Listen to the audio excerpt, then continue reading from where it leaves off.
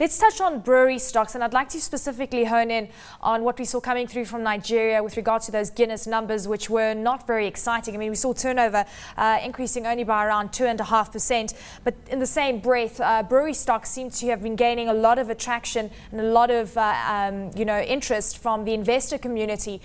Give us your view on some of the earnings we could actually see versus the appetite of investors. I think there are a couple of things going on at the moment. If you look at the volumes coming out of Nigeria, whether it's on the brewing side or even on the consumer side, there has been some softness. And we attribute this to the activity that took place following the half removal of the fuel subsidy earlier this year. There has obviously been a drop in discretionary income, and as you know, beer is a discretionary spend. So I would expect to see some softening of volumes. But speaking specifically to Guinness Nigeria, they seem to have been having problems with distribution and supply for a couple of quarters now. So I wouldn't expect to see the extent of the drop we saw with them coming through from Nigerian breweries. I think there's some of it that is very company specific.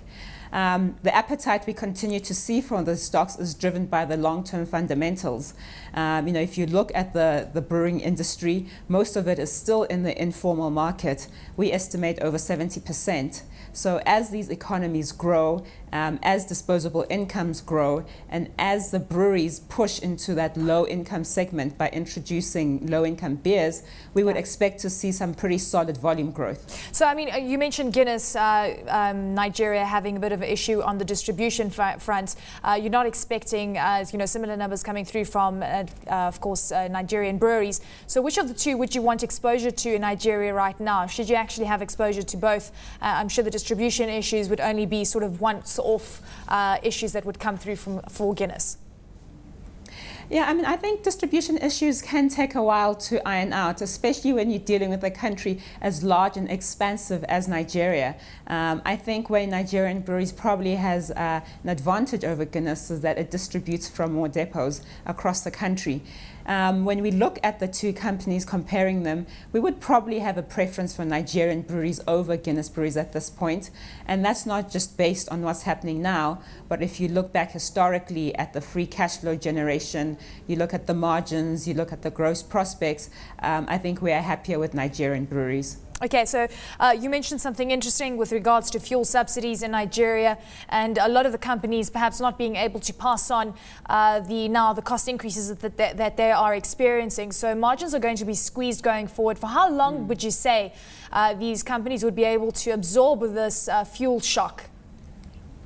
Well, I mean, I think there's two factors going on here. So one is the fuel shock, which was a step removal. And obviously, if we see the rest of the subsidy going, that would lead to further pressures.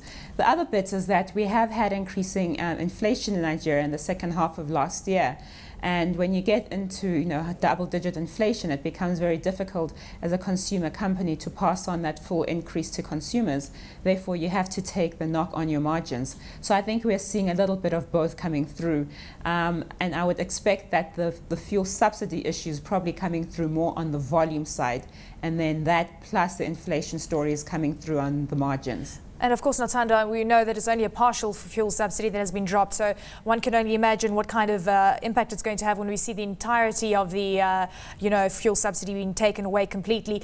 Let's just touch on the banking sector. And thank goodness that we've actually seen net positive results, because I've been waiting with bated breath, because this is the reason that the Nigerian market has been lagging a lot of the other African markets. And over the past month, we've actually seen a fantastic performance for the Nigerian Stock Exchange, predominantly pushed forward by these great earnings from the banking sector for the first quarter of this year, that is. Yeah, I mean, I think where we are now is that we've built a pretty clean base for the banks to start producing some good earnings. We took massive write-downs last year. We ended up with a sector NPL ratio of just below 5%, and we're coming from 36% halfway through 2010. So from that base, the banks can actually begin to grow. When we look at the numbers that are coming out for the first quarter, operationally, most of the banks are meeting our expectations.